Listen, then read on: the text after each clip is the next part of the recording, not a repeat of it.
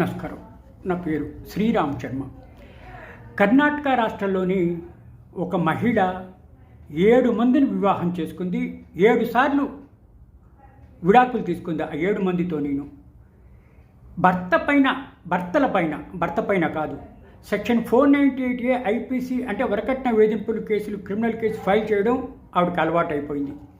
ఇట్లా అన్ని వివాహాలు చెప్పకుండా దాచిపెడితే ఆఖరి వివాహం మాత్రం ఫ్యామిలీ కోర్టులో న్యాయమూర్తికి దొరికిపోయింది.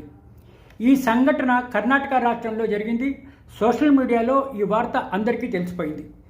ఇట్లా సోషల్ మీడియాలో న్యాయమూర్తి గారు లాయర్ గారితో 7వ విడాకులు కేసు గురించి మాట్లాడుతూ ఉంటే సోషల్ మీడియాలో ఈ న్యూస్ వైరల్ అయింది.